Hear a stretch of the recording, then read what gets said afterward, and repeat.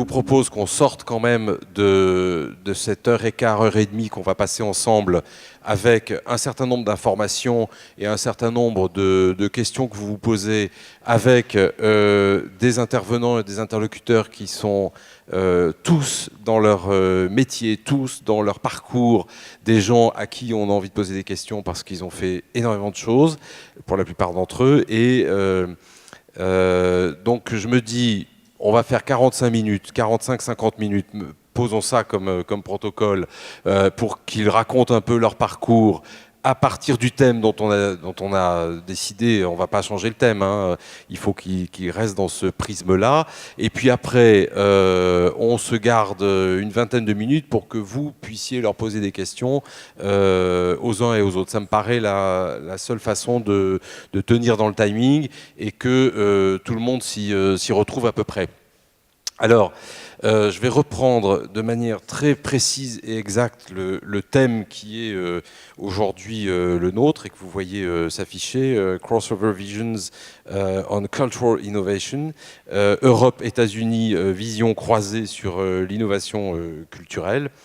Moi, je suis pas, personnellement, je suis pas très sûr de ce thème, ou je n'étais pas très sûr de ce thème quand on me l'a proposé et quand Vincent Carry m'a dit voilà, on va avoir des intervenants qui arrivent d'un côté et de l'autre de l'Atlantique, et puis certains intervenants français qui ont travaillé aux États-Unis, des intervenants américains qui ont travaillé en France, et à partir de là, on peut essayer de tracer une vision croisée de la manière dont ces deux pays fonctionnent ou ne fonctionnent pas, où sont les freins, où sont les accélérateurs, où sont les avantages, où sont les inconvénients.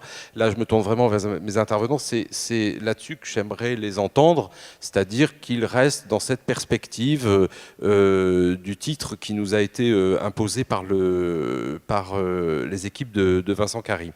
Alors, je dis que j'étais pas convaincu parce que je voyais pas trop où ça allait nous mener, j'avais quelques inquiétudes. On s'est vu, on a déjeuné ensemble tout à l'heure, et je reconsidère considérablement mon point de vue après avoir discuté avec nos intervenants. Je crois qu'ils ont vraiment des tas de choses à raconter à partir des expériences qu'ils ont d'un côté et de l'autre de l'Atlantique. Voilà en guise d'introduction. Ensuite, je vais vous les présenter rapidement. Je préférerais que ce soit eux qui le fassent. Je vais simplement vous donner leur nom et ce qu'ils ont fait et d'où ils viennent, mais vous l'avez déjà sur la feuille. Je préférerais qu'ils eux aussi donnent quelques points d'entrée de leur parcours dans le prisme franco-américain ou américano-français. Donc à ma gauche, Tariq Krim, qui est fondateur et directeur exécutif de Jolly Cloud. Il nous expliquera ce que c'est. Il a surtout créé NetVibes, qui peut-être est sans doute aujourd'hui peut-être plus connu que Jolly Cloud. Donc on peut partir de NetVibes et voir comment on arrive à Jolly Cloud. C'est peut-être ça l'idée pour commencer. À la gauche de Tariq, Stéphane Distinguin, qui est PDG et fondateur de Faber Novel, qui est président d'honneur de Silicon Sentier et qui récemment est devenu président, si je ne m'abuse, de Cap Digital. Mon Dieu, j'avais oublié ce nom, qui est une émanation de la région Île-de-France. Je dis une bêtise? Je dis une bêtise. Donc non, tu nous expliqueras quand ce sera ton tour. Donc j'ai dit une bêtise, c'est pas une émanation de la région Île-de-France. Donc on en saura plus dans quelques minutes. À la gauche de Stéphane, Todd Pughaber. I'm not sure I'm pronouncing your name. Right. Bon, Pughaber. Alors qui est sans doute plus connu du public des Nuits Sonores, parce que South by Southwest, qui est un festival dont vous avez au moins entendu parler à Austin, Texas, est évidemment sur la carte probablement allez, on va être peut-être prétentieux, des 5 plus grands festivals dans le monde, en tout cas dans les festivals célèbres, connus, qu'on y soit allé, personnellement je n'y suis pas allé, ou qu'on n'y soit pas allé, on en a forcément entendu parler, donc quelque part il y a une expérience particulière. À ma droite, Et je commencerai d'ailleurs avec lui pour ce débat. Sam Jeffers, qui est directeur stratégique de Blue State Digital, qui est anglais. C'est une organisation qui est basée à Londres, mais qui a des bureaux ailleurs, notamment aux États-Unis. Et je vais commencer par Sam. Parce que ça nous permet d'aller un peu plus largement, et les autres d'ailleurs pourront réagir à cette intervention. Il se trouve que Blue State Digital, d'ailleurs j'aimerais bien savoir pourquoi ça s'appelle Blue State Digital, ça c'est une première question. Mais la deuxième question c'est, vous avez participé aux 2 campagnes de Obama, et par ailleurs à un moment, mais d'autres autour de cette table étaient aussi partie prenante. Vous avez été appelé par le staff de Hollande pour participer à la campagne, enfin la partie de la campagne qui est la partie digitale, on va dire la partie Internet. Donc, pour simplement ouvrir un peu ce débat qui est un débat culturel, c'est-à-dire quelles sont les différences culturelles, vraiment on est dans ce niveau-là, entre les États-Unis et la France.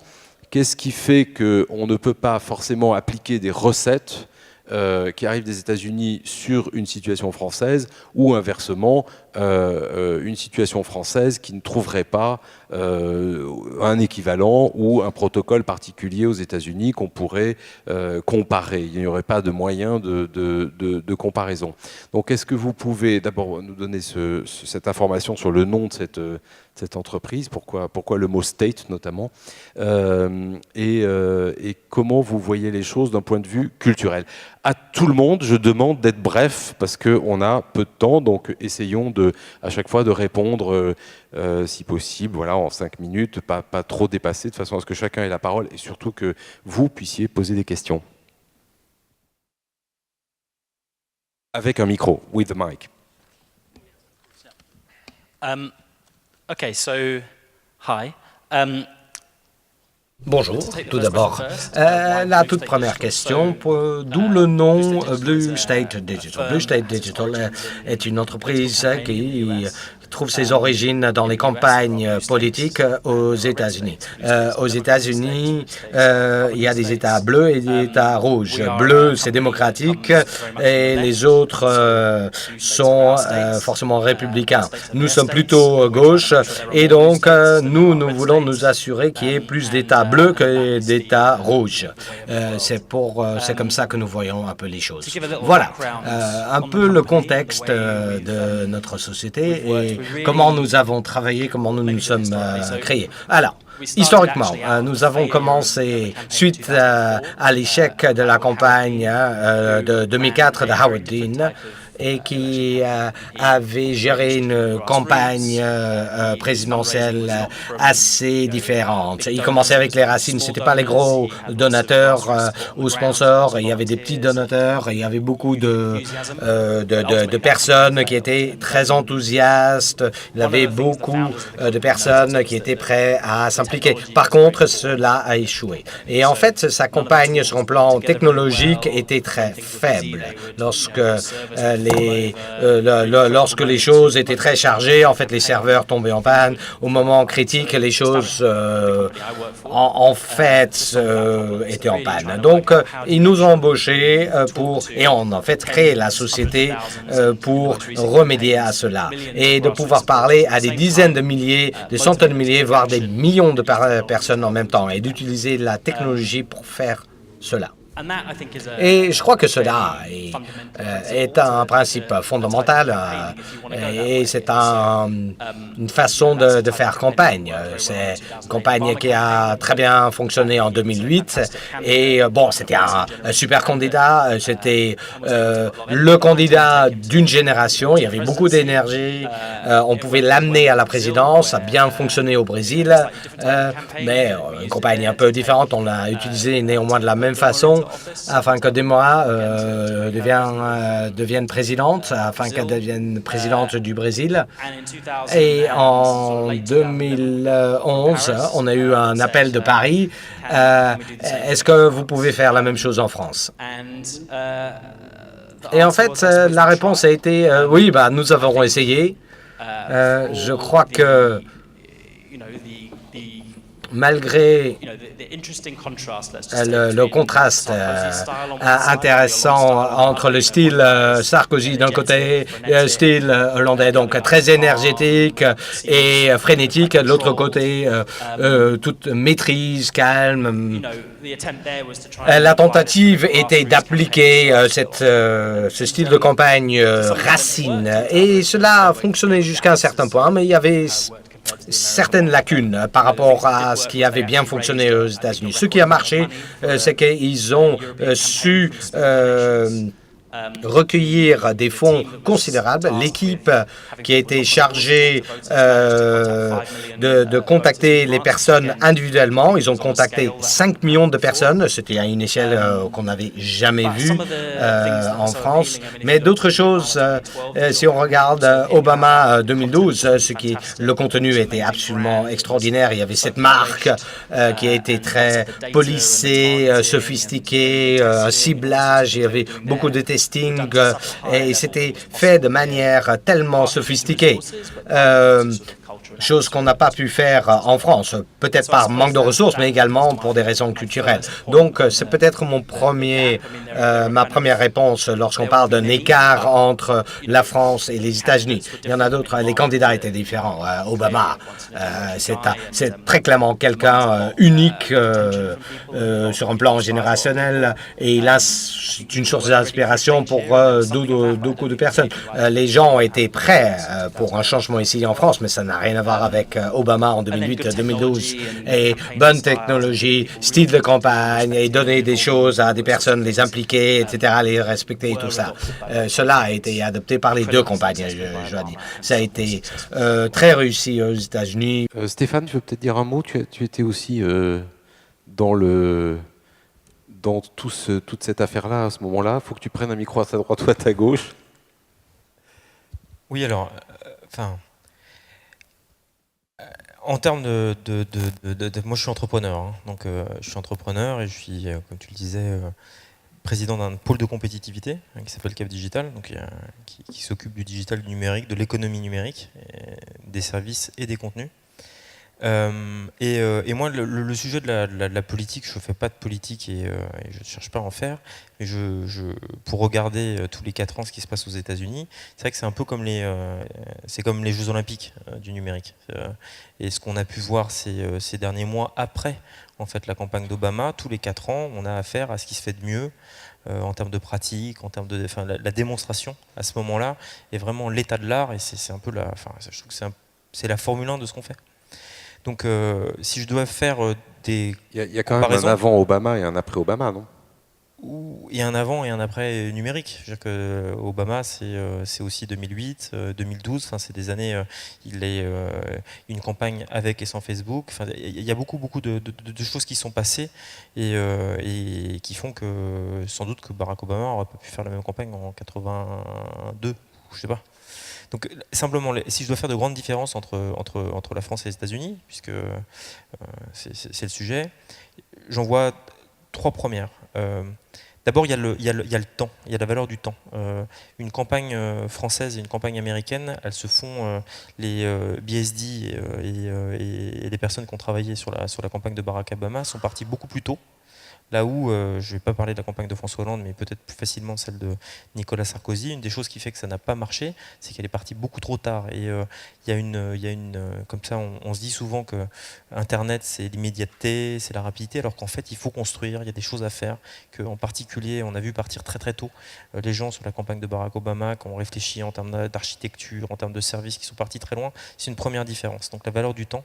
Et nous, on va trop vite, nos campagnes sont un peu trop courtes pour pouvoir totalement saisir l'ampleur et l'efficacité du numérique. La deuxième chose, c'est le fundraising aussi. C'est-à-dire qu'il y a la subpuissance de la campagne américaine, c'est aussi cette capacité du web et plus généralement de la campagne à générer en fait du fundraising. Et je ne crois pas qu'on ait réussi à faire en Europe, mais je ne sais pas ce que ça m'en pensera. La démonstration qu'on était capable de lever de l'argent depuis le web, comme ça a fonctionné extrêmement bien sur la campagne de Barack Obama. La troisième chose, c'est les personnes qui participent à la campagne. Bon, pour avoir visité les locaux de campagne de Chicago, c'est impressionnant de voir le nombre de jeunes gens qui décident pendant 6 ou 8 mois d'abandonner leur poste chez Google, chez Facebook, chez Twitter, pour venir contribuer à la campagne, là où, et donc c'est des vrais connaisseurs du domaine qui décident de donner quelques mois de leur temps et d'être beaucoup moins payés, là où en France on a affaire à des personnes qui sont peut-être un peu moins compétentes en termes d'expertise, mais plus militantes. Donc voilà, les grandes différences. Et pour arriver sur le sujet, moi ce qui m'intéresse, c'est pas parler uniquement de campagne présidentielle.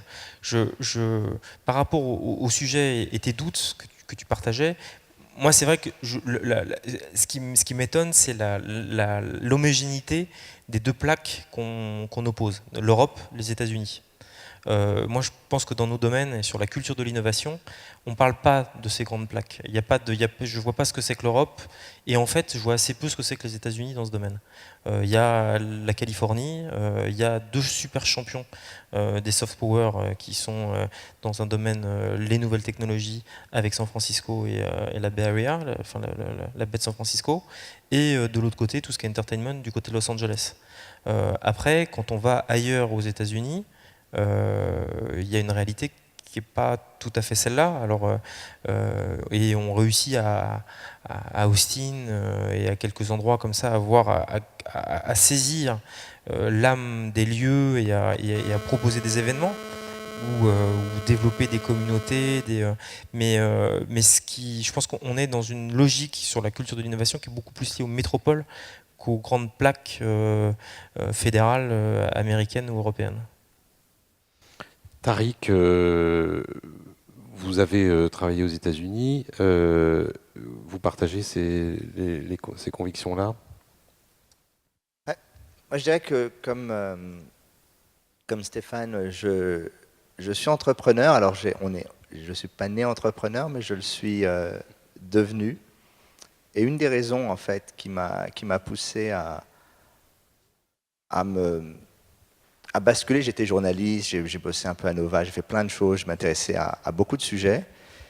Et un des sujets qui était clé pour moi, c'était le numérique, dans les débuts de l'Internet, des modems, les hackers, toute cette culture qui était incroyable parce que j'avais 12, 13, 14, 15 ans, et soudain, on avait un outil qui changeait nos vies et qui peut-être allait nous permettre de changer le monde. Et j'aime bien cette idée des startups. Donc quand je suis parti, évidemment, mon premier boulot, en fait, a été mon premier vrai boulot. C'était dans la Silicon Valley. Et pour moi, ça a été un choc culturel, parce que déjà, je voyais en France un côté très uniforme, des grandes écoles et ingénieurs. Tout le monde. C'était quoi ce boulot Je bossais sur des projets d'ordinateurs à faible coût et de télé interactive. En fait, c'était une équipe qui était dirigée par Eric Schmidt à l'époque, qui est maintenant le patron, qui a été pendant longtemps le patron de Google. Mais ce qui était incroyable pour moi, c'est de me rendre compte qu'en fait, j'étais dans des environnements multiculturels. Première fois que je voyais ça, des Indiens, Néo-Zélandais, des Français. Et comme chaque culture a un peu ses spécificités, ce que je trouvais encore plus incroyable, c'est que des Français puissent travailler avec des Américains, des Néo-Zélandais, des Indiens, ensemble sur un produit d'excellence. Et quand je suis arrivé là-bas, c'est la première fois que j'ai été confronté à l'excellence absolue dans la production. Alors j'ai la chance de voir ce qui était une technologie qui s'appelait Java à l'époque. Et de l'intérieur, c'est un peu comme imaginer le lancement de l'iPhone ou d'un produit phare dans une grande société. C'est juste incroyable. C'est-à-dire que le niveau de détail, le niveau de savoir-faire était absolument incroyable. Et donc, je suis revenu en France et j'ai un peu déprimé. J'ai essayé je me suis intéressé à plein de sujets, la musique en ligne. Et en fait, il s'est passé quelque chose au milieu des années 2000, quelque chose d'assez incroyable, que je compare un peu à ce qui s'est passé avec la musique électronique quand la house est arrivée. En gros, avant, il fallait avoir des studios, il fallait payer des musiciens, on avait besoin d'énormément d'argent pour faire des produits. Et puis, à un moment donné, il y a des synthétiseurs un peu cheap, des sampleurs, des ordinateurs, et n'importe qui pouvait faire des choses. Et c'est exactement la même chose qui est arrivée avec les startups. À peu près entre 2002 et 2004, faire un produit sur le net, ça coûtait quasiment plus rien. Il suffisait de prendre 2-3 serveurs, c'est $50. Trouver des gens. Et donc la créativité n'était plus limitée par le coût.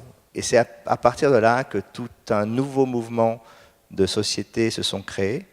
Et ces sociétés, évidemment, se sont créées sur des modèles un peu différents des sociétés classiques, c'est-à-dire qu'on n'avait plus des financiers, des grands patrons, mais plutôt des créateurs. Et en fait, les créateurs de ces sociétés, Instagram, Flickr, ce qu'on faisait avec NetVibes aussi, on était sur une logique de produits, des petites équipes, plus petites, donc à taille humaine, et vraiment en essayant d'importer ce modèle d'excellence.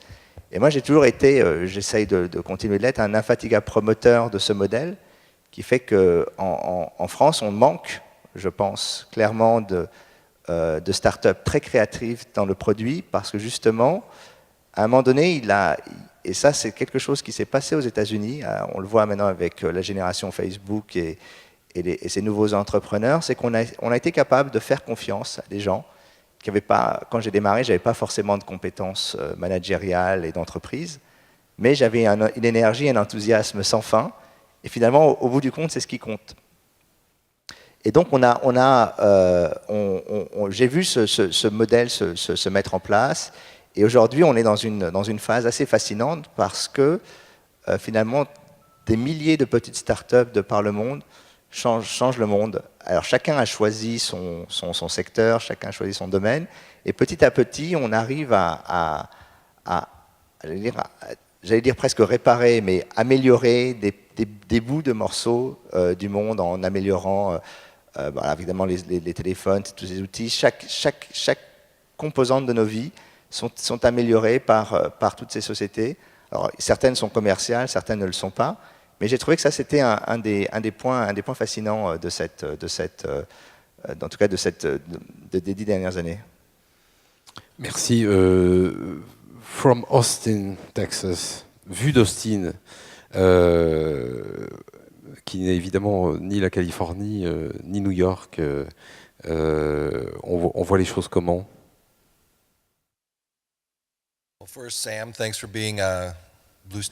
Tout d'abord, je remercie Sam d'être de Blue State et non pas Red State. Aux États-Unis, les choses sont souvent difficiles. La politique d'extrême droite a rendu les choses tellement difficiles pour l'innovation et les nouvelles technologies. C'est un côté de la culture. Ils sont anti-technologie, anti-science. Et où sera le grand mouvement? Et ça va un peu au-delà de mes compétences, mais c'est l'argent et la politique qui décident tout ça.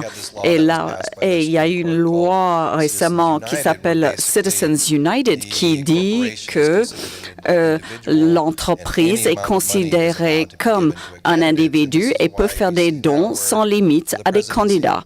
Et donc, c'est pour ça que maintenant, on passe à $1 milliard pour une campagne. Et c'est vrai que c'est absolument incroyable de voir de l'argent partir là-dedans au lieu de mettre de l'argent là où les gens en ont besoin. Et comment faire pour donner les moyens, les ressources à de l'innovation, les groupes de musique. Et donc, c'est un peu le rôle que nous essayons de jouer. C'est de mettre ensemble les jeunes groupes avec des agents, des producteurs, des maisons de disques, etc.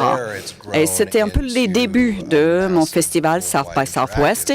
Et maintenant, c'est devenu une communauté interactive énorme grâce à la technologie. On a un festival de films aussi et on va commencer le V2V à Las Vegas, c'est-à-dire réunir les organismes de capital risque avec des créateurs et des porteurs de projets pour qu'ils puissent parler ensemble et donc organiser des événements, des conférences pour réunir. Donc quelqu'un avec de l'argent pour un incubateur, pour de nouveaux projets. Quelqu'un peut avoir une idée absolument extraordinaire, mais n'est pas très fort pour trouver les moyens. Donc, on essaie de les réunir, trouver les bons partenaires. Et ça fait partie de la mission, si vous voulez, de South by Southwest. Car aux États-Unis, ça nous manque. Et c'est quelque chose qui fonctionne bien en Europe.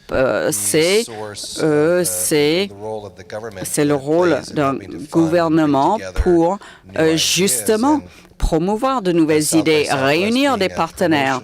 Et donc, South by Southwest, qui a commencé dans la musique, pour les artistes des autres pays, ils doivent venir sans financement de notre part. On ne paye pas leur déplacement ni rien.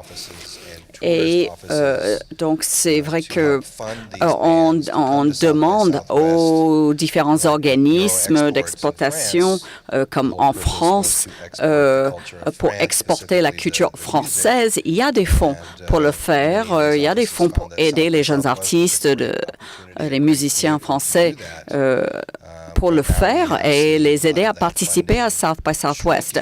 Malheureusement, ces fonds sont en déclin. Et donc, les groupes doivent trouver d'autres moyens de venir participer. Et c'est tout comme les groupes américains ont toujours été confrontés à ce problème. Nous trouver des sponsors, participer à des tournées d'autres plus grandes vedettes. Par exemple, la ville d'Angers en France est venue faire une promotion particulière et à amener avec eux des artistes de leur région. Donc, c'est peut-être la tendance, c'est peut-être moins au niveau national et plus en plus poussé ou à l'initiative des villes et des régions. Et donc, tout cela change et bouge tout le temps.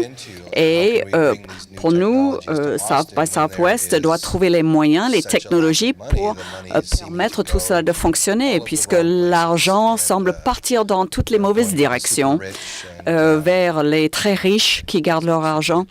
Bon, je ne sais pas s'il y en a dans le public ici, c'est pas pour vous insulter, mais tant mieux pour vous, hein, mais en tout cas, toutes ces activités culturelles sont nécessaires à la société. On va revenir sur le financement, c'est intéressant pour nous aussi du côté français, le financement public. Avant de parler de ça, je reprends ce que disait Stéphane sur l'Europe. Effectivement, l'Europe, on voit pas très bien ce que c'est.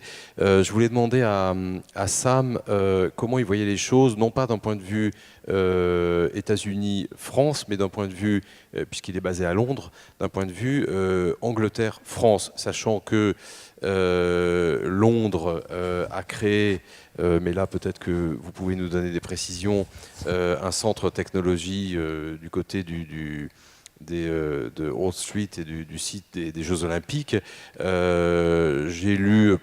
J'ai vu sur plusieurs sites qu'on en était à 1200 ou 1300 startups qui avaient été attirées par les conditions probablement fiscales, j'imagine, fiscales ou financières en général, ou peut-être budgétaires, d'espaces de coworking, etc. Est-ce qu'il y a une différence aujourd'hui très importante entre Londres et Paris? Donc là, on est un petit bout d'Europe.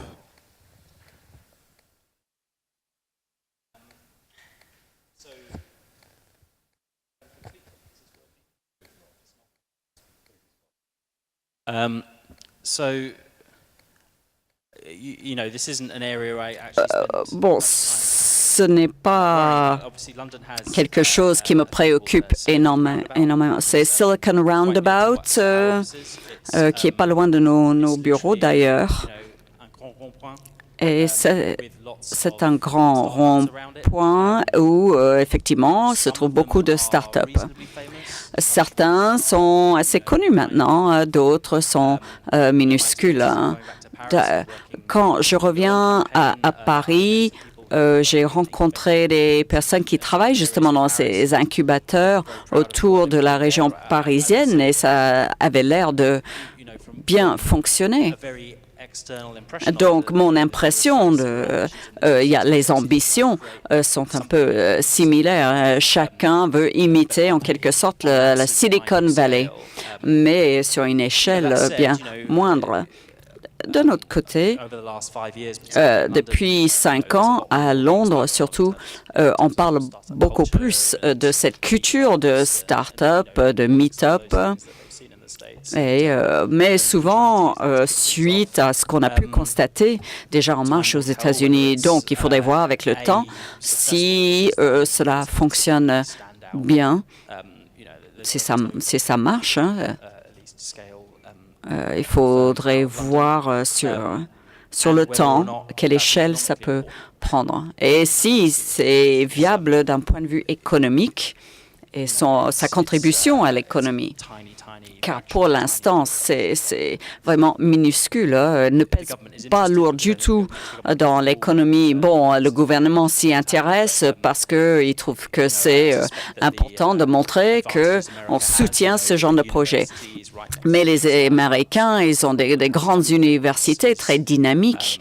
C'est un avantage. Et Londres, je pense que Londres et Paris ne bénéficiaient pas de ce vivier d'universités. Un système, semble-t-il, en France assez unique, puisque il y a un certain nombre de politiques publiques qui sont menées par rapport au développement du numérique. Peut-être même sommes-nous uniques, ça j'ai pas vérifié, mais ça mériterait de l'être.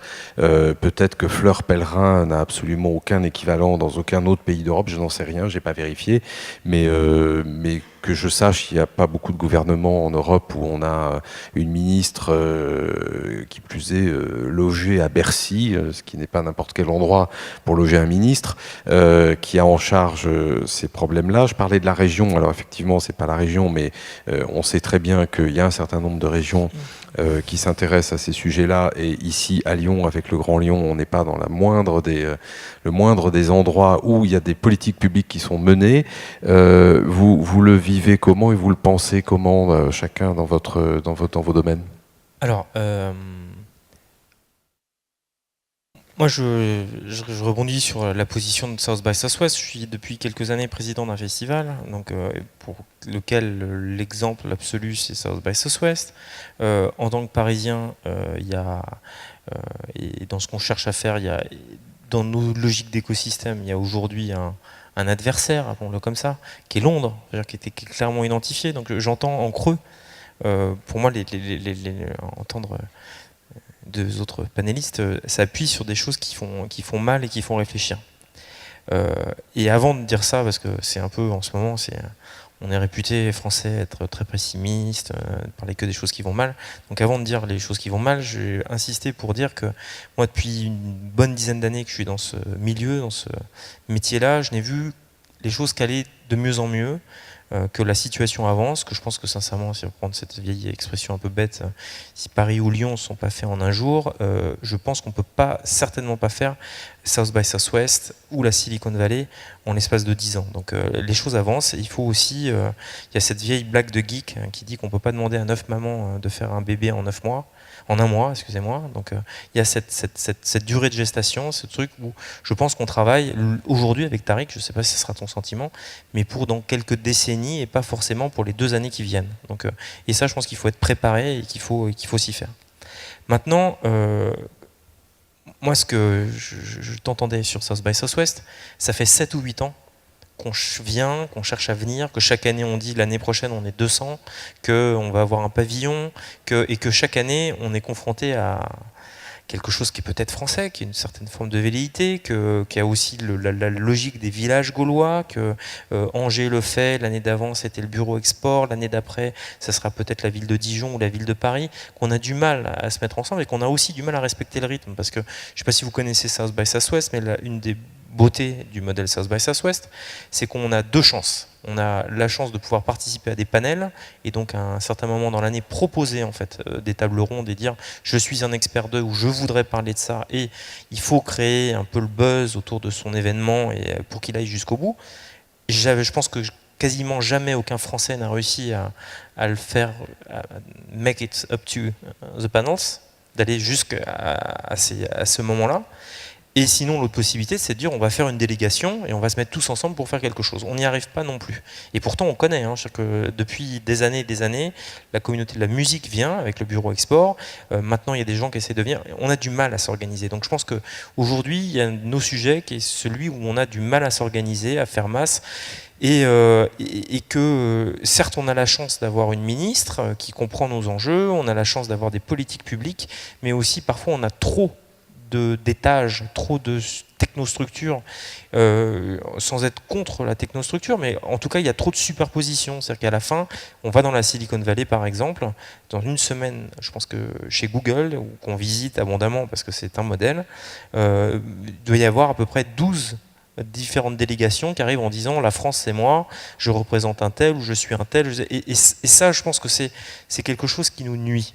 L'autre point par rapport à Londres, je pense que Paris n'a absolument pas à rougir face à Londres de sa situation en termes de création de start-up, en termes de créativité, parce que ça me faisait référence à la cantine, au camping, qui sont des projets que j'ai beaucoup contribué, donc que je connais très bien. Je pense qu'il y a des choses et beaucoup de choses qui se font à Paris. On a un vrai problème qui est aussi un problème culturel français, c'est qu'on a des bons ingénieurs, on a une bonne culture d'ingénieurs, mais on est terriblement mauvais en marketing. On a du mal à raconter les histoires, on a du mal à se concentrer sur le fait de faire des projets pour que ça devienne de belles histoires. Et de ce point de vue-là, c'est vrai que le projet Tech City de Londres, en ayant débauché une vice-présidente de Facebook dès le départ, enfin, ils ont pris le projet d'une façon... Je regrette que plus tôt et plus rapidement, on n'ait pas forcément pris cette méthode et on ait pris une méthode un peu plus d'ingénieur. Je vais passer la parole à Tariq qui aura certainement perception et idées sur le sujet. Tariq ? Moi, je le vois surtout en tant qu'entrepreneur. Donc, je vois évidemment les envies, mais ça fait, j'allais dire, presque 15 ans qu'on a ces envies. On veut que la France soit un des acteurs leaders du numérique. Il faut absolument que... Et donc, à chaque fois qu'on entend les projets de Silicon Valley à la française, c'est toujours la même chose. On parle terrain, on parle infrastructure, on parle budget. Puis j'ai habité 5 ans en Californie dans ce qu'on appelle la Silicon Valley, qui est 50 km. Alors si vous voyez les infrastructures, les routes sont pourries. Pendant des années, il n'y avait pas de téléphone mobile. L'Internet, la DSL était moins bon que ce qu'on peut avoir à l'époque avec Free ou même Orange ou autre. Donc en fait, c'est clairement pas un problème d'infrastructure. Je crois qu'il y a deux composantes essentielles du succès de la Silicon Valley. La première, qui est unique et qu'on n'a jamais réussi à répliquer, c'est le modèle de financement. Aujourd'hui, et on le voit aussi dans la culture, moi je suis beaucoup ce qui se passe avec Kickstarter, ça devient un endroit où j'investis aussi beaucoup d'argent pour les films, des productions, des choses comme ça, je trouve ça hyper cool. C'est que le modèle de financement de l'Internet, c'est de se dire on a quelques gamins qui sortent d'école, ou d'ailleurs pas forcément des gamins, des gens qui ont envie de construire quelque chose, et on va les aider rapidement à construire des équipes, à grandir et à faire les boîtes qu'ils méritent. Le problème, c'est qu'en France, ce modèle de financement, donc qu'on appelle souvent capital risque, qui n'est pas tellement risqué en France, c'est un des grands sujets, c'est qu'on aime bien, on dit toujours, soit on investit dans le invest in the unexpected, c'est-à-dire souvent les grands succès de la technologie, c'est on a investi dans les choses, on ne savait pas, et du jour au lendemain, c'est devenu un truc incroyable. Et nous, on a cette tendance à souvent pas vouloir prendre de risques, et donc on investit surtout dans les choses qui ont l'air économiquement viables. Ça ne veut pas dire d'ailleurs qu'elles le seront, mais elles ont l'air en tout cas de l'être. Que finalement, quand des gens veulent vraiment changer les choses, on dit ah, c'est super, mais dès que vous arriverez à des résultats, on viendra vous voir. Et puis finalement, dès qu'ils arrivent à des résultats, ils se disent on part aux États-Unis, parce que c'est aussi une question de respect. C'est-à-dire qu'il y a une nouvelle génération, enfin il y a toujours eu des changements, mais il n'y a pas cette confiance. Et pour moi, c'est vraiment un problème qui est important. Le deuxième, c'est que, mine de rien, je donne toujours cet exemple parce que je le trouve assez marrant. Vous avez une boîte qui va faire, par exemple, du parking intelligent. C'est-à-dire qu'aujourd'hui, vous venez, vous parquez avec votre voiture, vous n'avez même plus besoin de prendre de tickets. Tout se fait de manière numérique. Une boîte se crée en France, une boîte se crée aux États-Unis. La boîte à San Francisco, le maire va dire, écoutez, je vous donne la ville comme terrain de jeu. Et à partir de là, tout change. C'est-à-dire que, évidemment, pour moi, ce qui est intéressant, moi, c'est ma grande philosophie, c'est que l'État devient une plateforme. Et aujourd'hui, au-delà des budgets, au-delà de l'aide, au-delà de la volonté, on a besoin de grandir et donc on a besoin de s'intégrer dans la ville. Et quand je vois tous ces gamins qui font des boîtes incroyables, parce que je suis d'accord avec Stéphane, il y a des gens exceptionnels en France. La vraie question, c'est quelle ambition, quelle est la vision et est-ce qu'ils auront les moyens à la hauteur. Et souvent, ce n'est pas uniquement l'argent. Quand on veut changer la ville, quand on veut changer la médecine, quand on veut changer l'énergie, quand on veut changer des choses comme ça, on a à un moment donné besoin de s'interfacer avec des vrais objets de la vie réelle. Et ça, je pense que c'est une des choses que et notamment l'administration Obama, je disais tout à l'heure que quand je suis venu, le mobile était une catastrophe. Depuis, il y a eu un vrai focus sur le mobile. Et évidemment, maintenant, nous sommes en Europe, mais surtout en France, en retard par rapport à ces sujets. Donc il faut voir qu'au-delà, je dirais, de la vision purement... il y a vraiment deux choses à retenir. C'est un modèle de financement différent. Et la deuxième, c'est qu'on doit non seulement aider les sociétés à grandir, mais on doit les aider à grandir encore plus. Et à un moment donné, on a besoin de s'interfacer avec le monde réel, parce qu'évidemment, quand on fait des choses, à un moment donné, il faut se connecter dans la vie réelle. Je voudrais juste poser une question à Todd par rapport au projet qu'il a cité tout à l'heure, en complément de ce que tu viens de dire, sur le projet de Las Vegas. C'est arrivé comment? Quelle est la genèse? Tout d'un coup, il y a quelqu'un qui a dit tiens, ça serait bien qu'on fasse ça parce que ça va faire joli dans notre communication, ou est-ce qu'il y a vraiment derrière une idée qui va vers du moyen terme, 2-3 ans? C'est quoi l'idée qu'il y a derrière? Quelle est d'un côté la genèse et de l'autre le futur de cette initiative? C'est pas moi qui ai eu l'idée, je dois avouer, mais cela fait partie de notre équipe de l'interaction. Donc, on a tout un festival autour de l'interactivité. Et étant donné la croissance exponentielle, cela va au-delà de Austin. Il y avait un besoin donc de pouvoir réunir les investisseurs et les visionnaires en un seul lieu. Et le festival interactif est déjà plein à craquer. Et il y avait plus beaucoup de place pour rajouter encore une section. Donc après, la ville de Las Vegas voulait vraiment nous attirer. Bien sûr, eux, ils voulaient qu'on transfère tout, mais ça, c'était hors de question. Mais on a quand même décidé d'implanter cette idée-là à Las Vegas et voir si on peut le faire, le développer. Sorry, why Vegas? What's that? Why Vegas? Donc, pourquoi Las Vegas? Eh bien, c'est parce que Las Vegas voulait vraiment qu'on transfère notre événement dans leur ville. Donc, ils faisaient tout pour nous convaincre de transférer. Et Las Vegas est très fort pour ça. Ils ont plein d'idées. C'était une espèce de grand aire de jeu pour adultes. C'est un endroit abominable de beaucoup de côtés, mais ça vaut la visite au moins une fois. Donc, mais ils sont très forts pour attirer les clients. Ça, ils savent faire. Donc, ils ont vu la valeur dans tout ce qu'on fait et ils ont cherché à nous attirer. Donc, pour nous, on ne voulait pas transférer le festival de musique ni de cinéma. Eux, ils voulaient qu'on transfère absolument tout à Vegas. Mais pour nous, c'était... Et ils nous ont proposé beaucoup d'argent pour le faire. Mais pour nous, Austin, c'est le cœur, c'est nos débuts, c'est chez nous. Pour nous, donc ça garde ce côté vraiment chez nous. Et ceux qui participent depuis longtemps, c'est toujours notre passion. Donc, on ne voulait pas vendre ça et partir ailleurs. On croit fort en notre projet, mais il est très attaché à Austin.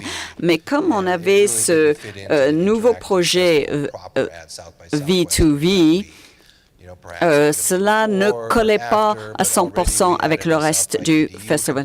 On avait eu le South by EDU, c'est sur l'éducation. Donc, c'est vrai que on n'a pas voulu agrandir encore trop à Austin. Donc, ils nous ont donné quelques bonnes raisons d'établir, de lancer ce projet à Las Vegas. Et Tariq a dit quelque chose d'intéressant. C'est vrai que le capital risque, peut-être qu'on le fait mieux qu'en France, mais d'un autre côté, le désavantage, c'est que nous n'avons jamais eu de soutien de l'État ou des autorités pour développer des idées. Bon, peut-être qu'en Europe, vous êtes confrontés maintenant avec ce problème, vu que vous avez des difficultés budgétaires. Mais on ne reconnaît pas aux États-Unis la valeur des nouvelles idées, de la culture, et on est vraiment tout seul. Et le gouvernement n'aide pas du tout. Et en Europe, donc, je trouve ça formidable que l'État, les villes soutiennent les arts d'une manière ou d'une autre dans la mesure de leurs possibilités.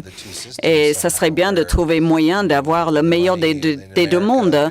L'argent des États-Unis pourrait peut-être financer les idées, mais permettre néanmoins la liberté d'expression de partir comme il entend.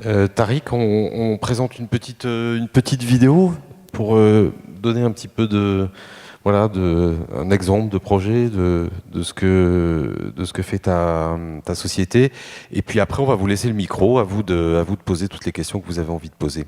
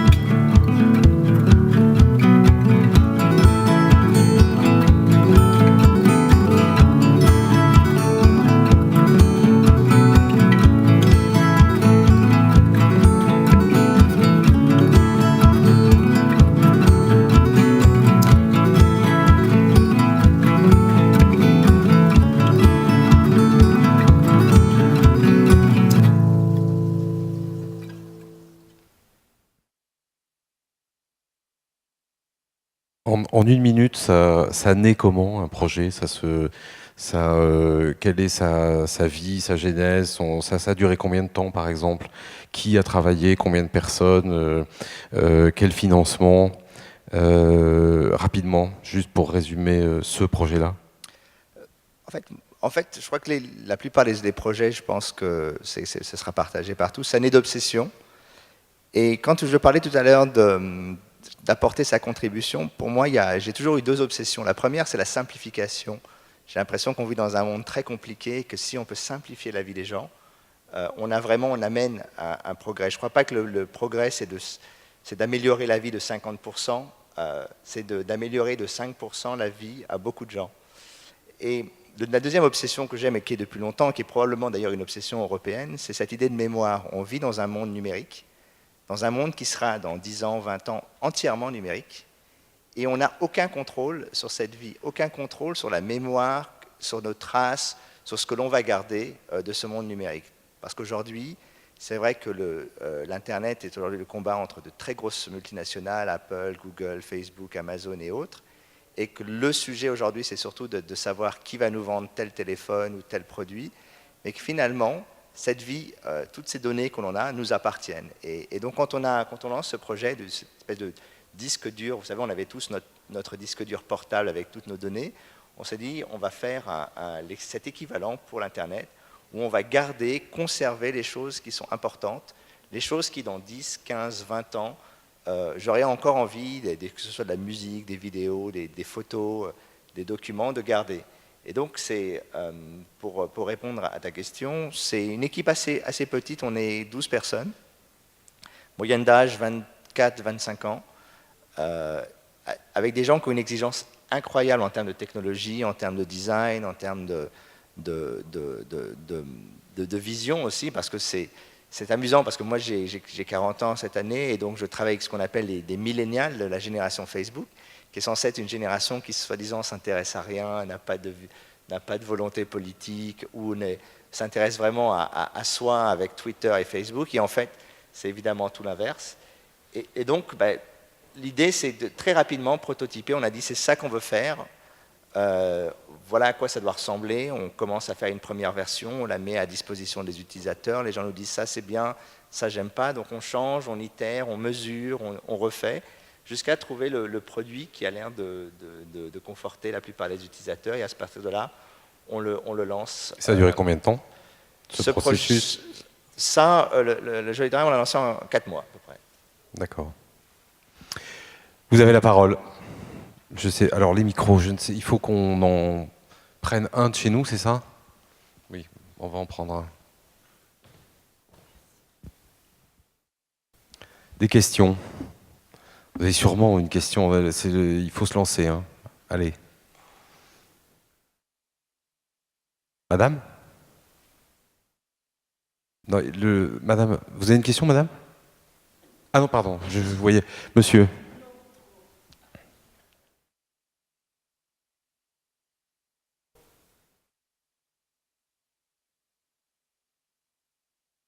Oui, c'est bon. Ouais. Donc Kevin Vergobine, Stand Culture. Ma question sera la suivante et s'adresse à tout le monde ici, pas à quelqu'un en particulier. Mais est-ce que vous ne trouvez pas que le fait qu'il n'y ait pas de soutien public apparent aux États-Unis, est-ce que ça n'a pas permis aux acteurs culturels américains de se dépasser un peu plus, de chercher à innover, de trouver de nouvelles formes de financement? Et est-ce qu'en France, du coup, on n'a pas attendu, vu qu'on a ce soutien-là qui existe depuis un moment maintenant, est-ce qu'on n'a pas attendu les années de crise pour chercher à innover? Voilà. Allez, 4 points de vue. Qui commence? You do. I think they've been talking about two slightly Bon, different on things. So I think a on the parlé de deux technology choses side, I assez think différentes. the D'un single côté, twin is probably a good thing because most of the technologie. products are, like customers. Alors, bon, l'idée de ne pas avoir de soutien public, il faut trouver des clients. Si vous voulez des clients pour quelque chose de nouveau et que l'État vous dit oui ou non, bon, vraisemblablement, vous n'êtes pas en train de produire quelque chose que les gens veulent. Sur un plan culturel, si on parle de la musique, au contraire, moi, je jouais dans un groupe de musique, on jouait en Europe, on jouait bien. Et aux États-Unis, on y allait, on n'était pas payé du tout. Et d'un côté, c'est bien d'être innovateur et de faire des choses et de s'amuser. De l'autre côté, cette idée de tu nages ou tu coules, c'est difficile. Alors, je ne sais pas. On a parlé de deux choses bien différentes. Il y a technologie d'un côté, musique par exemple, ou culture de l'autre.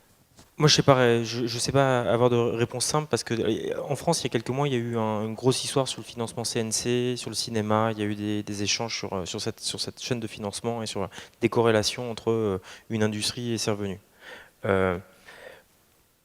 Moi, ce qui fait le lien entre les cultures, les industries culturelles et créatives, à peu près toutes, c'est la logique pour moi alors, Tariq parlait d'unexpected et moi j'aime bien la logique d'underground. Et je pense que l'underground, par définition, il est hyper difficile à prévenir. J'ai 2-3 convictions. Par exemple, sincèrement, je pense qu'il existe un cinéma d'art et d'essai. Je ne suis pas certain qu'il existe des jeux vidéo d'art et d'essai. Donc je pense que des modes de financement ne correspondent pas à certaines filières, là où ils se justifient tout à fait pour d'autres. Après, moi, il y a quelques années, je me rappelle, quand j'ai pensé qu'on a lancé la cantine, je me disais, j'étais assez fier en fait de la scène techno digitale parisienne. Il y avait Tariq avec NetVibes, il y avait Dailymotion, il y avait beaucoup de choses qui se passaient bien. Et à ce moment-là, je ne sais pas si vous vous rappelez, c'était dans la gastronomie qu'on n'était plus très bon. Et la nuit parisienne aussi. Enfin, là encore, je parle de Paris. Hein, désolé, je suis parisien. La nuit parisienne et la gastronomie parisienne étaient en train de s'effondrer. Et là où on était plutôt bon en techno, 2-3 ans plus tard, on se retrouve dans une situation qui est surprenante, qui est à peu près l'inverse, où je trouve que de nouveau, Paris a inventé des lieux pour sortir. De nouveau, Paris est un endroit où on mange bien et on peut sortir et avoir ces expériences qui font plutôt honneur à Paris. Et je trouve que la scène start-up est sans doute un peu moins bonne qu'elle n'a été. Donc je pense que c'est très très très difficile de prévenir cette logique d'unexpected et d'underground. Et le fait est que je pense que du coup, ça pose des vraies questions sur les politiques publiques. Et qu'en ces termes-là, je pense que ce qu'on attend des politiques publiques, c'est deux choses. C'est un, d'offrir les conditions de l'innovation. C'est donc d'être là pour peut-être faciliter des choses comme on est en train de faire aujourd'hui, de laisser la salle et de permettre à des organisateurs de faire par eux-mêmes, comme ça se fait à Las Vegas, à Austin ou donc à Lyon. Et puis aussi de temps en temps d'incarner une vision, parce que ça, la vision, on en a besoin, parce que les enjeux du numérique et de ce que présente Tariq ou de ce qu'on voit, toutes ces startups qu'on voit dans se créer dans la Silicon Valley. Je pense qu'il n'y a pas que Facebook dans la vie et Twitter, qui sont des boîtes que j'adore et que j'admire. Mais pour faire un Google avec des algorithmes, avec de la recherche derrière, il fallait Stanford, il fallait avoir une vision des algorithmes, il fallait avoir une vision de la science et de la recherche, qui là encore est plutôt du domaine de la politique industrielle. Tariq. Moi, j'ajoutais, moi, mon sujet aujourd'hui, c'est le pari sur la jeunesse. Je pense que c'est ce qui fait une différence. Alors, ça ne veut pas dire que si on n'est pas jeune, on est mauvais ou on est outdated. C'est absolument pas ça. C'est qu'il y a un renouveau permanent et que ce renouveau aujourd'hui, je pense qu'il a. Alors, j'observe. Moi, je suis un observateur plus qu'un intervenant dans le domaine de la musique. Mais quand j'ai eu la chance de faire partie des gens qui ont vu les débuts de la techno au milieu des années 80, il y avait deux pays véritablement qui soutenaient cette musique, c'est la France et l'Allemagne. Et un peu l'Angleterre, évidemment, qui a souvent une machine à recycler fantastique. Mais et moi, c'est ce qui me fascine d'ailleurs dans les festivals ici en France, c'est de voir que c'est hyper pointu, ce que je disais tout à l'heure, mais surtout, ça laisse à la fois la part à des choses complètement nouvelles. Il y a un bon équilibre entre les choses assez établies et les choses assez nouvelles. Donc, il y a toujours eu un désir pour la France d'être un catalyseur. D'ailleurs, c'était vrai avec la world music, la sono mondiale, plein de domaines. Et ce qui est peut-être dommage, et ce qu'on a un peu raté dans la technologie, c'est que moi, ce que je trouve génial avec San Francisco, quand j'y étais, ce qui est un peu moins vrai maintenant, il faudrait en parler avec les gens de Burning Man, c'est que c'était une époque où il y avait des artistes, des geeks, des gens qui étaient des anciens hippies. Donc il y avait un mélange culturel très fort, parce qu'il ne faut pas oublier que la Silicon Valley, c'est la résultante de la révolution hippie des années 60, et que derrière, il y a eu cette idée aussi une revue incroyable qui s'appelle le Whole Earth Review, qui a été cette idée à la fois d'avoir une vraie rigueur scientifique et à la fois un délire artistique qui se télescopait. Et peut-être que ce qu'on devrait réussir à faire, je ne vois pas pourquoi la mayonnaise ne prendrait pas en France, c'est d'être de la même manière qu'on a su s'accaparer la musique, ces technologies, la vidéo. Hier, on voyait des vidéos incroyables. On n'a pas encore réussi à faire ça, c'est-à-dire à mélanger, faire une sorte de mayonnaise qui prenne, de façon à ce que la France continue à avoir ce rôle d'agrégation, de catalyseur, à la fois de nouveaux talents, mais aussi de recycler. On n'a peut-être pas assez créé de relations avec la Silicon Valley, mais aussi avec New York, avec Austin. Et moi, je ne suis jamais allé à Austin et je me rends compte, j'ai toujours envoyé mon équipe et je me rends compte que c'est peut-être une erreur, parce que c'est aussi avec les rencontres, comme celles qu'on a fait tout à l'heure, que les choses se font. Et je crois vraiment en fait aux hommes plus qu'aux institutions. Il y a des gens qui pensent que les bonnes institutions, avec les bonnes règles, font des choses magiques. Moi, je crois au contraire que c'est les bonnes personnes aux bons endroits qui font ça. Mais voilà, c'était mon point de vue. Todd.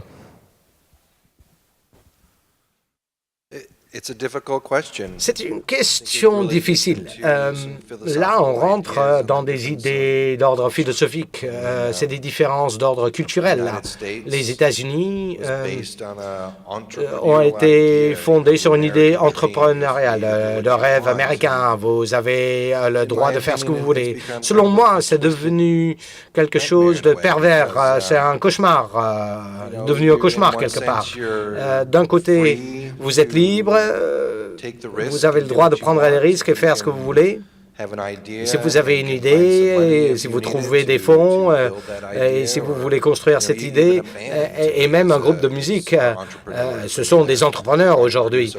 Ils produisent un produit que les gens souhaitent acheter. Ils peuvent vivre leur rêve d'être artistes. Mais aux États-Unis, lorsque le gouvernement n'est pas là pour soutenir les arts et la culture, et que vous êtes tout seul, vous êtes certes plus libre, il y a moins de directives, et si vous, en France, il va y avoir certaines directives qu'il faut respecter. Mais maintenant, aux États-Unis, on en est jusqu'au point où, on en est arrivé au point où, surtout vis-à-vis de l'art et de la culture, il n'y a plus de valeur accordée. Lorsque les enfants vont à l'école, et ben, lorsqu'il y a des restrictions budgétaires, et ben, on va leur couper la culture. Et il y a plus, donc on leur enseigne les sciences et la lecture. Si nous voulons tous être des robots, bah, tant mieux. Mais comment nourrir l'esprit? Cela semble, franchement, l'Europe a appris cela depuis des années maintenant. C'est qu'il y a une importance accordée à la culture et à l'industrie de l'art. Et regardez cette pièce, elle est magnifique. Elle est magnifique, cette pièce. Pour ça, aux États-Unis, c'est toujours de l'argent privé pour soutenir les arts et la culture. Et ça semble être un hybride. Ce qui serait bien, c'est peut-être la vision que je vois comme étant souhaitable. L'idée semble toujours exister en Europe, mais il y a un manque de fonds. Et ça, on le voit. Les bureaux d'exportation, on voit que les fonds publics disparaissent en Europe. Donc ça, on le voit à Austin, North to Northwest, et on voit que c'est des sponsors privés. Et en fait, par exemple, Samsung a dépensé 3 millions de dollars pour faire venir des personnes. Alors là, c'est quelque chose qu'on n'aurait pas fait nous-mêmes, mais bon. Mais cela, c'était leur budget marketing pour South and Southwest. C'est comme ça qu'ils voulaient se présenter. Bon, c'est ainsi. Et j'espère qu'ils ont un retour sur investissement, mais bon, c'est leur problème. Mais moi, je vois que la solution parfaite serait une hybride. Aux États-Unis, ce serait bien d'avoir un gouvernement qui se préoccupe des arts et de la culture et qui assure un financement, tout en laissant une liberté en termes d'entrepreneuriat. Et on pourrait atteindre ce rêve américain. Mais le rêve américain aujourd'hui, c'est quoi? C'est de devenir un milliardaire et puis c'est tout, quoi. Bon, j'espère qu'un de ces jours, on arrivera à ce système hybride, mais bon.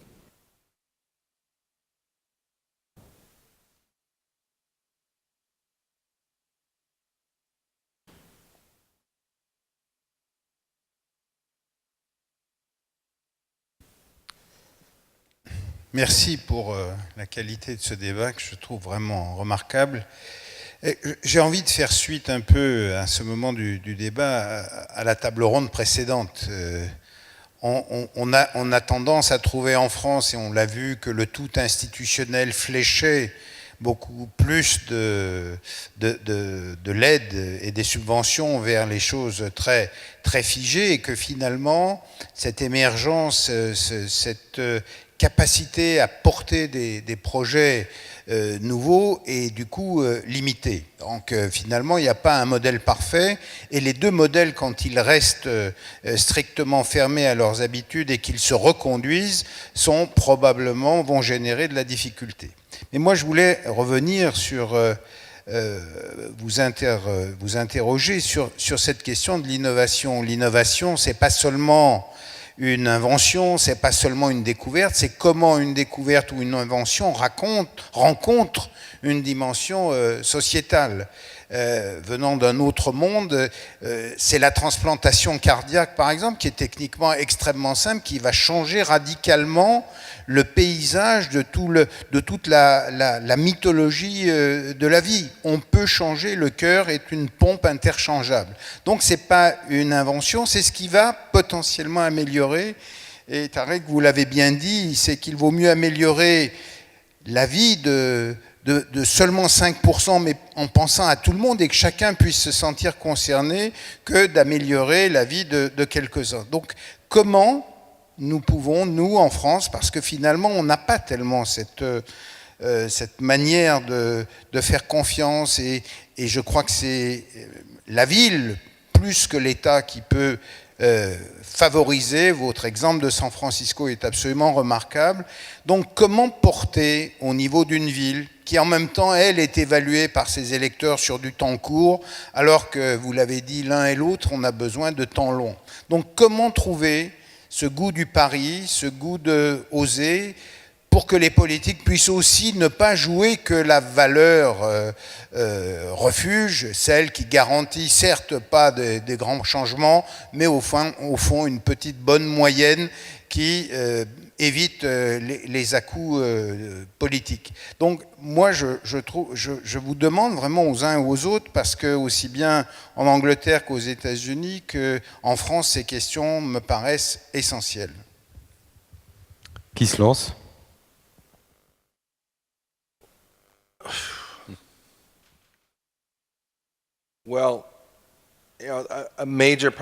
Un gros problème que moi je vois aux États-Unis pour atteindre cela, c'est ce conflit gigantesque qu'on voit dans notre culture.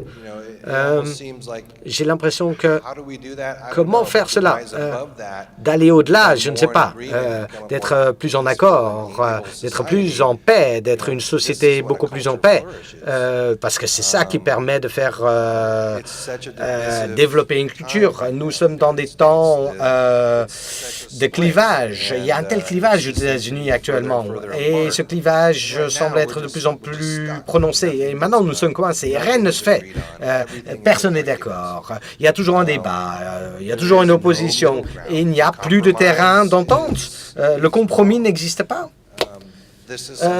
C'est quelque chose qu'on doit dépasser, et j'espère qu'on y arrivera, mais j'espère qu'on saura évoluer et qu'on saura dépasser cela. Mais pour moi, tout a commencé, je pense avec George Bush.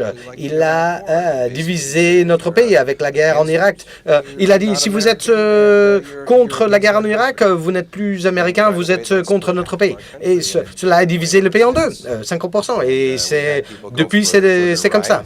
Et il y a des gens qui sont allés plus vers la droite, et puis à gauche, on est resté là où on était. On n'est pas très extrémiste, mais lorsque le jour arrivera où peut-être les colères seront amoindries, que les gens seront plus en accord, et il y a de l'argent, il y a plein d'argent là-bas, et un peu de partout. Le problème, c'est qu'il y a ce clivage gigantesque, cet écart gigantesque en termes de richesse. Je pense que c'est la même chose en Europe, mais aux États-Unis, il y a 1% qui a une masse d'argent absolument gigantesque, et les républicains essayent de réduire toujours les impôts de ces très très riches, et en même temps, on réduit le financement des arts et de la culture. Nous avons des ponts qui s'écroulent.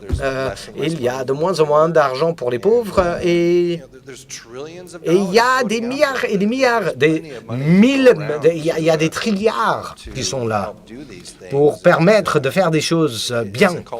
Mais c'est un problème culturel, et j'espère qu'on arrivera à résoudre ce problème culturel, mais voilà, je n'ai pas de réponse, je suis désolé. Mais bon. Tu veux intervenir? C'est intéressant ce que tu disais, parce que c'est vrai qu'en ce moment, aux États-Unis, on a un split culturel avec le Tea Party qui est anti-technologique. Bon, alors après, est-ce qu'on arrive à avoir des conversations sur l'avenir de la technologie avec des gens qui pensent que la Terre a été créée en 6 jours, et que l'Arche de Noé a existé, et que les dinosaures... Enfin, ce qu'on voit dans certains documentaires, ce qui est inquiétant. Mais alors c'est peut-être culturellement et peut-être lié au fait que je sois en Europe, mais j'ai toujours gardé un œil assez critique sur les nouvelles technologies. Moi, je fais partie, je le dis publiquement, je pense que la Silicon Valley a détruit plus d'emplois aux États-Unis que Wall Street dans les 15 dernières années. C'est une évidence. On en a créé d'autres. Je ne suis pas sûr que ceux qu'on a créés aujourd'hui, c'est un peu des digital sweatshops. Récemment, je crois, quelqu'un qui a écrit un bouquin qui s'est infiltré chez Amazon en France et qui a travaillé comme un digital ce qu'on appelle les larbins du numérique. C'est des gens qui doivent finalement travailler pour notre génération. Est-ce que le digital 1%, c'est-à-dire que les gens qui ont les iPhones, qui s'achètent des applications, qui veulent que le monde marche en un clic, et que le reste de la planète travaille quasiment gratuitement pour leur offrir cette vision du monde. Et c'est vrai que ce que je trouve curieux, c'est qu'en Europe, on n'a jamais su marquer notre différence culturelle, mais aussi politique. Il y a une vision du monde différente, il y a un esprit différent. Ce qu'on oublie, c'est quand on parle de faire des startups, on pense toujours local, alors que je me dis que la vision devrait être globale, justement. Moi, j'ai par exemple un petit outil de quantification personnelle. Moi, ce que je trouverais incroyable quand on parle de vision politique, c'est un des sujets, on en parle souvent avec Stéphane, c'est pourquoi aujourd'hui, la France qui a inventé la sécurité sociale, donc la capacité pour chacun d'être soigné gratuitement, et pour avoir été 2 fois à San Francisco, je peux vous dire que les gens qui critiquent le système en France se trompent. La prochaine étape, c'est que les gens ne tombent plus malades, que la prévention soit accessible à tous. Et une fois je suis étonné en fait qu'on n'investisse pas dans ce genre de sujets, qui sont des sujets, parce que derrière, ensuite, il y a des marchés incroyables, et l'export, donc il y a aussi une vision du monde, et il faut que l'Europe, entre autres, mais aussi la France, et particulièrement la France, se réconcilie avec sa vision du monde, et qu'on arrête de se dire à chaque fois on va faire des MeToo, on va copier telle ou telle boîte aux États-Unis parce que ça a bien marché, et qu'on invente des concepts. Et ces concepts sont aussi sociétals. Donc il faut aller au-delà de ça. Et juste pour conclure là-dessus, dans les politiques publiques d'investissement, et aujourd'hui on a quand même une concentration des pouvoirs qui est énorme, puisqu'on a la BPI, on a tous ces différents outils publics qui vont investir. Moi, ce que j'essaye souvent de dire à ces acteurs, c'est 80% faites ce que vous faites d'habitude, c'est-à-dire investissez dans ce qui vous semble, voilà, ça ne marche pas souvent d'ailleurs, mais ce n'est pas grave, et 20% accordez-le à des choses sur lesquelles vous auriez jamais investi, des gens sur lesquels vous auriez jamais parié, parce que finalement, c'est souvent là que se trouvent les histoires amusantes et les succès. Donc, c'est vrai qu'il ne faut jamais opposer les modèles. Je pense que les modèles s'ajoutent et coexistent, mais il faut avoir un peu plus de goût du risque, et je pense que c'est aussi vrai. Alors moi, je suis plutôt un spécialiste de la technologie, mais je pense que ça doit être aussi vrai dans d'autres domaines, culture, urbanisme, enfin, tous les domaines que l'on connaît. En fait, pour savoir, parce que j'étais un peu là au début, mais vous êtes élu? Oui. C'est notre adjoint, enfin c'est notre, je ne suis pas lyonnais, à la culture. J'ai cru comprendre à la question. Moi déjà, il y a un premier élément, et je ne vais pas vous prendre en défaut, puisque vous êtes ici, c'est la sincérité. Je pense que déjà, il y a un véritable enjeu qui est celui de sincérité. C'est-à-dire que quand on est dans nos sujets, on a quand même l'habitude, je pense les uns et les autres, d'avoir affaire à des gens qui veulent parler de nos sujets ou qui s'y intéressent, mais qui s'y intéressent de façon épisodique, dans le cadre d'une campagne, d'un moment, parce que c'est des électeurs, parce que mais je pense qu'il faut, et nous on s'en rend vite compte, est-ce qu'on s'intéresse vraiment à ce qu'on est en train de produire, à ce qu'on est en train de faire, donc ça c'est un véritable enjeu de sincérité. Je reviens aussi à, je disais tout à l'heure, c'est ce que vous faites ici, je pense qu'il faut, nous, ce dont on a besoin pour avancer, on a besoin d'ouverture, on a besoin aussi de personnes qui nous aident à éviter le frottement. C'est-à-dire qu'un des gros problèmes, et un problème particulièrement français, c'est celui justement d'avoir souvent l'impression d'avoir des contraintes. Et pour être entrepreneur en France et aussi entrepreneur avec des activités à New York et à San Francisco, c'est vrai que de ce point de vue, les Américains sont bien meilleurs dans le fait de réussir à mettre, je sais pas, du téflon un peu partout. Et on a l'impression que tout glisse, et qu'en particulier, en tant qu'élu, sans doute vous pouvez donner l'exemple, mais ça vaut aussi dans le milieu du business et pas uniquement dans le milieu politique. Moi, je suis consterné par la difficulté souvent qu'on a à avoir des rendez-vous ici. C'est-à-dire qu'en France, c'est presque une question de standing, de ne pas recevoir les gens, de donner des rendez-vous dans 3 mois, dans 6 mois, de dire d'annuler au dernier moment, là où aux États-Unis, et c'est vraiment pour ça c'est admirable, ça fait partie de l'American Dream. Vous êtes accessible, quelqu'un vous demande un rendez-vous, vous lui donnez 5 minutes, vous lui donnez 15 minutes, vous lui donnerez pas forcément 2 fois s'il n'est pas bon, mais vous le donnerez 1 fois. Et ça, cette ouverture, et ça c'est un point qui est un point super important. Je me serais voulu pas en parler dans ce point de la culture. Enfin, moi, c'est mon expérience et je pense que ça fait vraiment une grosse différence. Parce que vous voulez voir quelqu'un d'important en France, il faut que vous connaissiez l'homme qui a vu l'homme, qui a vu l'homme, qui a vu l'ours, et que vous attendiez 6 à 8 mois et encore. Et en étant dans l'antichambre, on peut vous annuler le rendez-vous. C'est des choses qui n'arrivent quasiment qu'en France. Et c'est mauvais. Le dernier point, j'ai parlé de beaucoup d'éléments qui correspondent à un mot à la mode, mais important, qui est la bienveillance. Donc, on doit faire preuve de bienveillance, ce qui veut dire qu'il ne faut pas oublier d'être exigeant. Et la dernière façon de nous aider, c'est de reconnaître les bons et d'en faire des nouveaux modèles. La France a aussi un problème à reconnaître ces modèles assez vite, assez tôt, et à les soutenir. Nous, dans le numérique, on a entendu avec Tariq, on a grandi sur des modèles qui ont 20 ou 30 ans, qui s'appellent E-Log, qui s'appellent Dassault Systèmes, qui s'appellent Business Objects, qui sont éminemment respectables, mais qui ne correspondent absolument à rien, en rien à ce qu'on fait nous.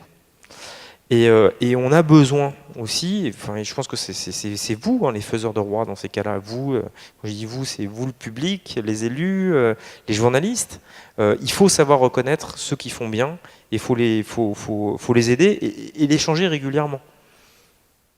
Parce que ça ne devienne pas non plus comme ça des gens qui... Enfin, là encore, c'est un peu français de se retrouver 10, 20, 30 ans plus tard à être une ancienne gloire, là où il faut renouveler régulièrement. Donc voilà, de la bienveillance, de l'exigence et de nouveaux modèles.